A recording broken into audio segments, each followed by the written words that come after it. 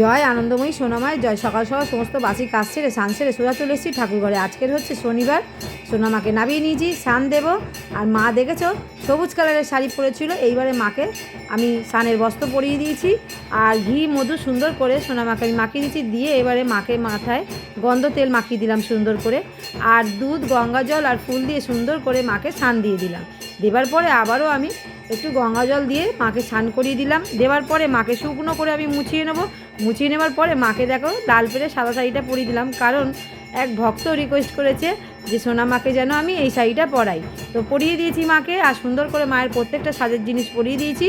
আর মাকে সুন্দর করে সিঁদুর পরিয়ে দিলাম, মাকে সুন্দর করে টিপ পরিয়ে দিয়েছি, মায়ের হাতে খড়গ দিয়ে দিলাম। আর প্রচণ্ড ঠান্ডা, তাই মাকে একটা শাল গায়ে দিয়ে দিলাম, আর হাতে দিয়ে দিলাম চাঁদমালা। মাকে সুন্দর করে একটা মালা পরিয়ে দিচ্ছি, আর মাকে সুন্দর করে একটা রজনী আর গাঁদা ফুল দিয়ে গাঁদা একটা মালা পরিয়ে দিচ্ছি। ভিডিওটা যদি ভালো লেগে থাকে লাইক কমেন্ট শেয়ার করতে কিন্তু একদম ভুলবে না।